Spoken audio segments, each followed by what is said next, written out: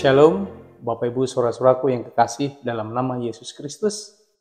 Kembali kita bertemu pada seri pembelajaran kita pada saat ini. Kita akan mengawali seri ini, pembelajaran ini dengan berdoa. Mari kita bersatu dalam doa. Ya Tuhan Allah Bapa kami yang bertata dalam kerajaan surga. Terima kasih untuk anugerah kasih-Mu yang masih menjadi bagian kami hingga saat ini. Kami beroleh kesempatan yang baik untuk mempelajari firman-Mu, baik walaupun itu melalui kanal virtual.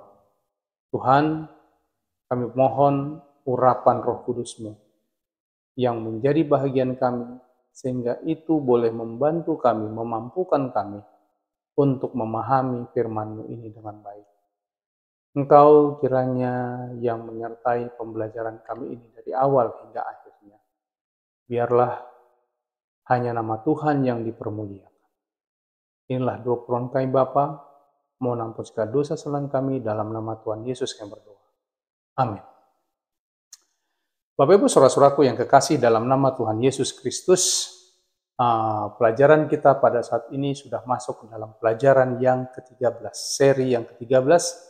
Judulnya adalah Kemah Suci.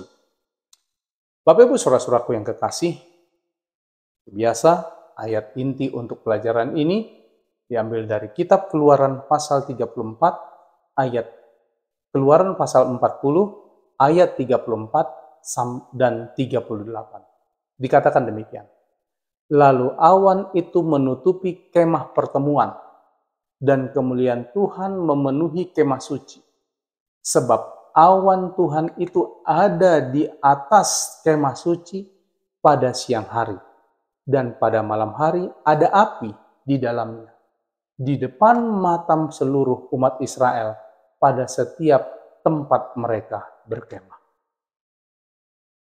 Menjadi fokus pelajaran kita pada saat ini, yaitu Keluaran pasal 35 ayat 1 sampai kepada Keluaran 40 ayat 38.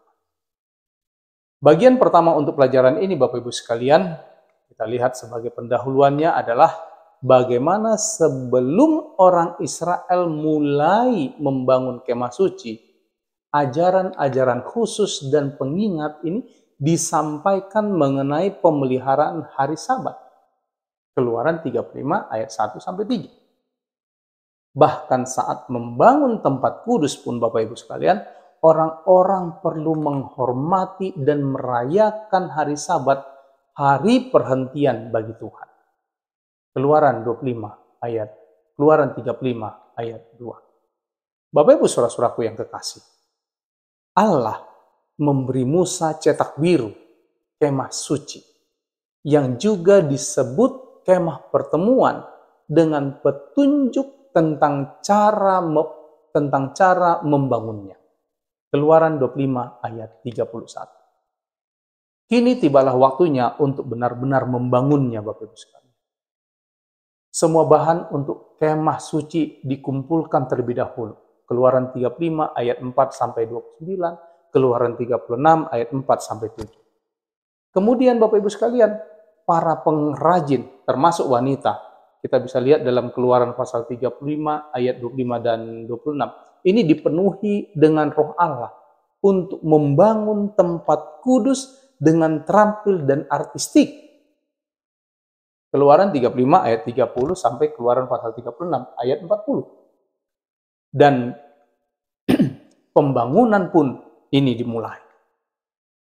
Jika pekerjaan pada berbagai pakaian khusus juga diperhitungkan, maka cara keseluruhan ada 10 hal utama yang harus dipersiapkan. Yang pertama, tempat kudus. Keluaran 36 ayat 8 sampai 38. Tabut perjanjian. Keluaran 37 ayat 1 sampai 9. Meja roti sajian. Keluaran 37 ayat 10 sampai 16. Kandil. Keluaran 37 ayat 1 sampai 24. Mezbah pembakaran. Mezbah pembakaran ukupan. Keluaran 37 ayat 25 sampai 28, minyak urapan dan ukupan. Keluaran 37 ayat 29, mesbah korban bakaran, Keluaran 38 ayat 1 sampai 7, bejana pembasuhan, Keluaran 38 ayat 8, pelataran yaitu Keluaran 38 ayat 9 sampai 20, dan yang ke-10, pakaian imam, efod, tutup dada, dan pakaian imam lainnya.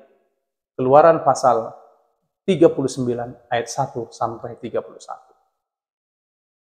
Saudara-saudara sekalian, dalam Keluaran 38 ayat 21 sampai 31, bahan yang digunakan ini dihitung. Jika dihitung, lebih dari 1 ton emas, sekitar 3,75 ton perak, dan sekitar 2,5 ton perunggu. Musa memeriksa semua pekerjaan di kemah suci dan mendapati bahwa pekerjaan itu dilakukan tepat seperti yang diperintahkan Tuhan. Frasa ini diulang berulang kali untuk menekankan ketepatan dan ketaatan. Keluaran 39 ayat 32, ayat 42, dan 43. Saudara-saudaraku sekalian, Musa sangat senang dengan pekerjaan yang diselesaikan dan ia memberkati semua pekerja. Keluaran 39 ayat 43b. Setelah itu Bapak Ibu, kemah suci harus didirikan pada hari pertama, bulan pertama, sesuai dengan petunjuk Allah. Keluaran 40 ayat 1 dan 2. Yang berarti Bapak Ibu, kemah suci didirikan hampir 1 tahun setelah orang Israel meninggalkan Mesir. Keluaran 12 ayat 2 dan 6 dan Keluaran 40 ayat 17. Bapak Ibu sekalian, ketika kemah besar sudah siap, berbagai perlengkapan khusus dirakit dan ditempatkan di dalam maupun di luar.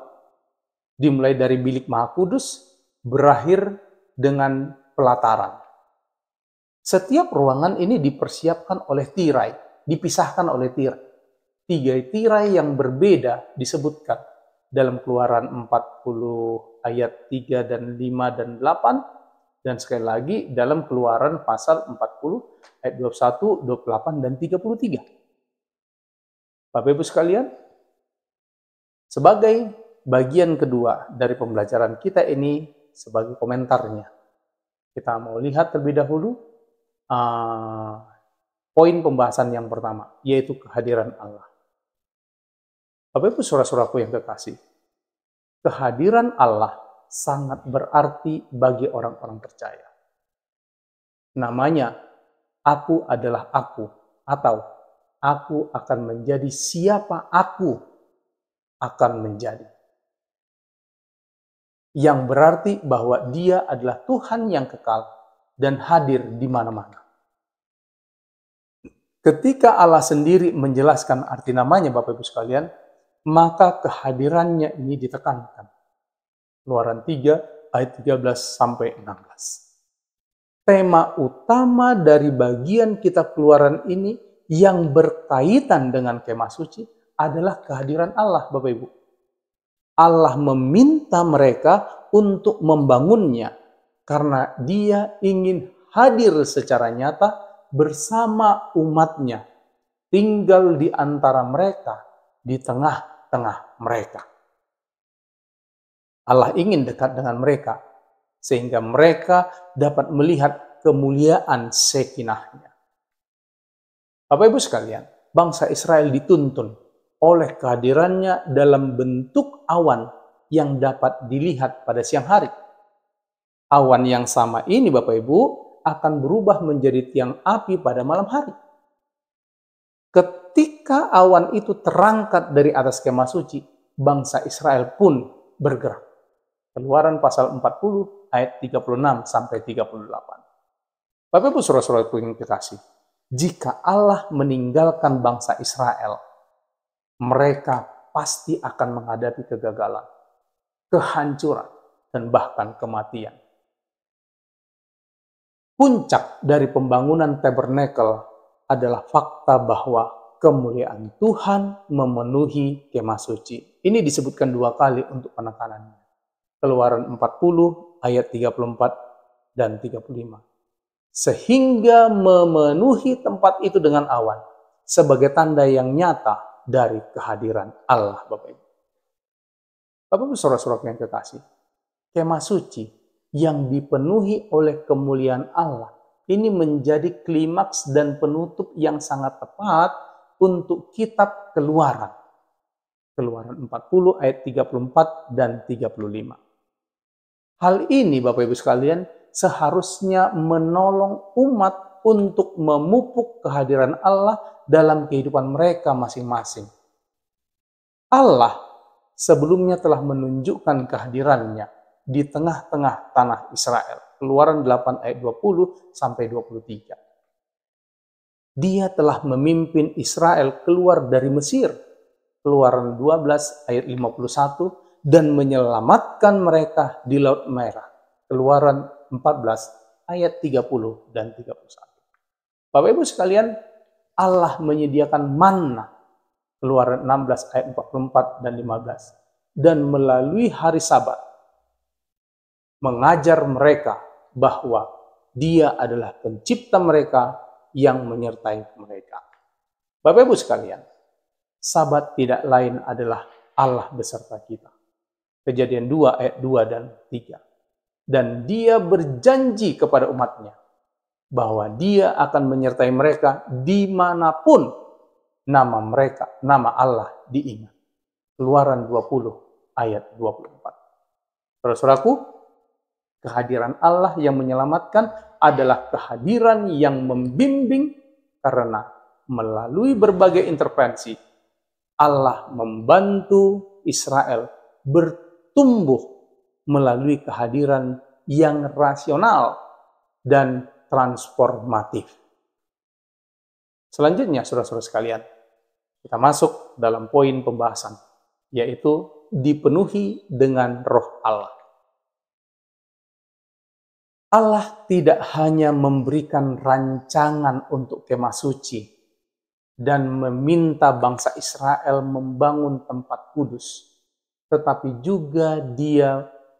dia juga memenuhi mereka dengan Roh Allah.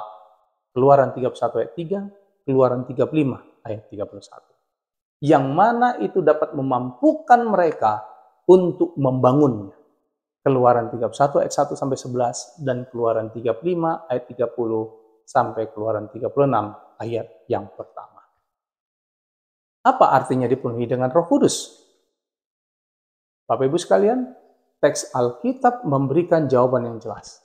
Orang-orang dipenuhi dengan hikmat dan pengetahuan serta diberkahi dengan keterampilan, kemampuan, dan kreativitas artistik untuk melaksanakan berbagai jenis pekerjaan tangan dan berbagai desain logam mulia, batu, kayu, dan kain, dan pembangunan tempat kudus. Dengan demikian Bapak Ibu sekalian, tidak ada yang ajaib atau misterius yang terjadi. Tidak ada roh atau kekuatan yang memasuki seseorang. Hanya Roh Kudus yang memberikan karunia rohani, keterampilan, atau kemampuan artistik yang memungkinkan kemajuan pekerjaan Allah untuk menyatakan kebenaran dan misinya. Bapak Ibu sekalian, pada zaman Musa, anugerah ini diberikan kepada Bezalel, Oholiab, dan pengrajin lainnya. Ketika Roh Tuhan memenuhi orang-orang, Dia memampukan mereka melakukan hal-hal baru untuk mencapai tujuannya. Hal yang sama berlaku ketika Roh Allah turun ke atas seseorang. Rasa seperti itu Bapak Ibu disebutkan dalam Alkitab untuk pertama kali dalam kasus Bileam. Bilangan 24 ayat yang kedua. Yang berarti bahwa Roh Kudus memberinya wahyu khusus dan ia mampu bernubuat. Dalam kitab Hakim-Hakim Bapak Ibu sekalian, kalimat Roh Tuhan menghinggapi ini digunakan 7 kali untuk hakim-hakim yang berbeda-beda. Ada Otniel, Hakim-Hakim 3 ayat 10, ada Gideon, Hakim-Hakim 6 ayat 34, ada Yefta, Hakim-Hakim 11 ayat 29, dan Simson, Hakim-Hakim 13 ayat 24-25, Hakim-Hakim 14 ayat 5, 6, dan 19, lalu Hakim-Hakim 15 ayat 14. Yang mana ini memberi mereka kuasa untuk memelihara, melindungi, dan melaksanakan pekerjaan Allah. Bapak Ibu saudara-saudaraku yang kekasih, makna serupa terkandung dalam frasa mengenai dibaptis dengan Roh Kudus. Matius 3 ayat 11, Markus 1 ayat 8, Lukas 3 ayat 16. Atau menerima Roh Kudus. Kisah 2 ayat 38. Selanjutnya Bapak Ibu sekalian, kita masuk ke dalam subtopik yang berikutnya, yaitu tempat kudus duniawi dan surgawi. Bapak Ibu sekalian, Tuhan memerintahkan Musa untuk membangun sebuah tempat kudus menurut pola yang disebut dalam bahasa Ibrani tabnit, Keluaran 25 ayat 9. Atau rencana, dalam bahasa Ibrani disebut mispat, yang berarti penghakiman harfiah, Keluaran 26 ayat 30. Yang dia tunjukkan kepadanya di Gunung Sinai. Bapak Ibu sekalian, pola ini adalah representasi miniatur dari tempat kudus surgawi yang disediakan dengan situasi dan kondisi manusiawi kita, tetapi tetap berdasarkan model asli surga. Ibrani 8 ayat 1 dan 2. Tempat kudus duniawi tidak dibangun menurut tempat kudus surga pada skala 1:1, Bapak Ibu. Rasul Paulus membantu kita memahami perbedaan besar antara tempat kudus surgawi dan duniawi. Dia berpendapat bahwa para imam melayani di tempat kudus yang merupakan gambaran dan bayangan dari apa yang ada di surga. Ibrani pasal 8 ayat 5, New International Version, dan menjelaskan bahwa itu hanyalah bayangan dari realitas surgawi. Ilustrasi ini sangat tepat Bapak Ibu sekalian. Mari kita bandingkan antara seseorang dan bayangannya. Bayangan seseorang sama nyatanya dengan dirinya. Namun, bayangan tersebut merupakan pantulan yang sangat sederhana dari pria atau wanita tersebut. Kita hanya bisa mengetahui sedikit sekali tentang seseorang berdasarkan bayangannya. Penampakan bayangannya ini akan bergantung pada posisi matahari. Dalam kasus yang terbaik, Bapak Ibu sekalian, bayangan seseorang dapat memungkinkan pengamat untuk menebak apakah orang tersebut laki-laki atau perempuan, tinggi atau pendek, gemuk atau langsing, dan berspekulasi tentang karakteristik luar lainnya. Bayangan seseorang, Bapak Ibu, tidak akan mengungkapkan kepada pengamat tentang usia orang tersebut atau ekspresi wajahnya. Bayangan juga tidak akan memberikan informasi apapun tentang pemikiran, emosi, tujuan, pengetahuan, pekerjaan, posisi, impian, rencana, atau kekecewaan seseorang. Contoh ini Bapak Ibu sekalian cukup untuk menunjukkan bahwa kita perlu berhati-hati agar tidak memaksakan pemahaman tempat kudus surgawi sesuai dengan pemikiran, pengetahuan, dan pengalaman kita yang sangat terbatas. Bapak Ibu saudara-saudaraku yang kekasih, bait suci surgawi yang asli tidak ada bandingannya dalam hal ukuran, ruang, dan bahkan bahan.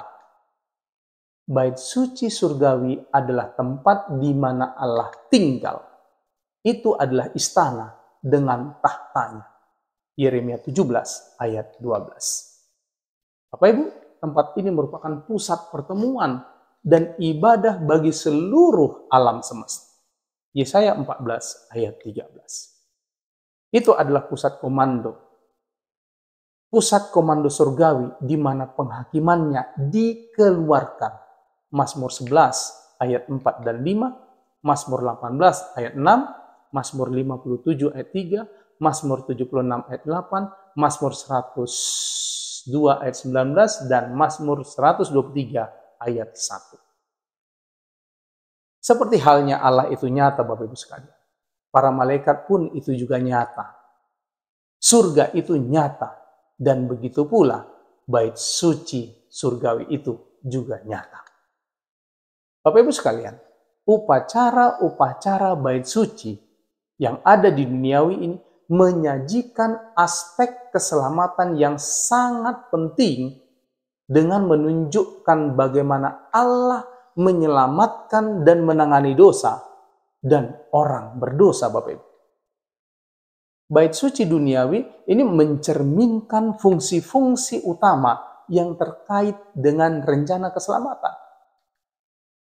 Ada kebaktian-kebaktian harian yang menyediakan pengampunan dan jaminan keselamatan bagi setiap orang percaya, Bapak Ibu sekalian. Kebaktian tahunan ini menggambarkan solusi akhir dan objektif untuk masalah dosa. Kejahatan tidak akan ada lagi dan akan diberantas secara total. Sebagai hasilnya, Bapak Ibu, karakter Allah yang penuh kasih, kebenaran dan keadilan ditinggikan, dibenarkan, dan diteguhkan oleh seluruh alam semesta karena Dia secara terbuka menyatakan dan menunjukkan kasih-Nya. Semua makhluk, Bapak Ibu, semua makhluk ciptaan akan mengakui kemuliaan, akan mengakui kedaulatan, dan mengakui juga kuasanya. Ia layak menerima pujian setiap makhluk atas kebaikan dan keadilan, dan setiap orang akan tunduk di hadapannya dengan kekaguman yang penuh. Filipi 2 ayat 9 dan 10 dan Wahyu 15 ayat 4. Bapak Ibu sekalian, setiap orang tanpa kecuali akan menyatakan bahwa Allah adalah kasih. Bagian yang ketiga dari pelajaran kita pada saat ini untuk penerapan hidup. Yang pertama, apakah Allah menekankan prasyarat atau kondisi tertentu yang harus dipenuhi sebelum menerima karunia Roh Kudus? Bapak Ibu, perhatikan dengan cermat pernyataan Petrus dalam khotbahnya pada hari Pentakosta. Dia mengatakan, bertobatlah dan hendaklah kamu masing-masing memberi dirimu dibaptis dalam nama Yesus Kristus untuk pengampunan dosamu, maka kamu akan menerima karunia Roh Kudus. Kisah 2 ayat 38. Apa arti janji ini bagi kita? Yang kedua, Bapak Ibu sekalian, banyak orang berdosa memohon Roh Kudus agar mereka memilikinya atau mendapatkannya untuk diri mereka sendiri. Pada kenyataannya, Bapak Ibu sekalian, Roh Kuduslah yang perlu memiliki kita agar Dia dapat menggunakan kita. Dia memperlengkapi kita untuk pelayanan. Ingatlah bahwa setiap orang percaya memiliki setidaknya satu karunia rohani untuk melayani orang lain. Karunia apakah yang Anda terima dari Allah? Karunia apa yang Anda butuhkan agar Anda dapat lebih berguna bagi orang, bagi Allah, gerejanya, dan masyarakat pada umumnya? Bagaimanakah kita dapat menumbuhkan kehadiran Allah dalam hidup kita? Kegiatan apa yang dapat menghalangi atau menghilangkan sukacita kehadirannya dari kita? Yang keempat, Bapak Ibu sekalian, mengapa sangat penting untuk memberantas dosa dan kejahatan dari bumi ini demi memulihkan keharmonisan yang semula? Apakah mungkin mengendalikan kejahatan jika Allah tidak memusnahkannya, tetapi membiarkannya terus ada selamanya? Jika kejahatan ini bersifat merusak diri sendiri, berapa lama ia akan bertahan tanpa campur tangan Allah untuk menghancurkannya? Tuhan memberkati. Mari kita akhiri sesi pelajaran kita pada saat ini, Bapak Ibu sekalian, dengan berdoa. Ya Tuhan, Allah Bapa kami yang bertahta dalam kerajaan surga, Kami bersyukur untuk penyertaan-Mu dalam seri pelajaran kami hari ini. Tuhan, banyak hal yang Engkau sudah tekankan dalam kehidupan kami. Biarlah Engkau yang menolong kami agar kami dapat memahami akan setiap kehendak Tuhan yang Engkau sudah sampaikan kepada kami. Kami sebagai manusia berdosa ya Tuhan, kami butuh tuntunan-Mu, kami butuh kuasa-Mu yang boleh memampukan kami untuk melakukan apa saja yang Tuhan perintahkan di dalam kehidupan kami. Bapa kami surga, hamba-Mu berdoa bagi seluruh umat-umat Tuhan yang sama-sama belajar melalui kanal virtual ini, dimanapun mereka berada, biarlah campur tangan kasih Tuhan tetap menjadi bagian mereka. Tuhan tetap kiranya melindungi mereka. Rahmati mereka dengan kasih karunia-Mu, berikan mereka hikmat biasa dari surga, sehingga mereka boleh melewati setiap tahapan kehidupan mereka dengan baik, dan pergumulan-pergumulan yang ada di hadapan mereka, mereka boleh lalui, mereka boleh menang oleh karena bantuan Tuhan saja. Usaha tangan mereka ya Tuhan Engkau berkati. Jadikanlah kiranya itu menjadi saluran berkat-Mu bagi kehidupan mereka.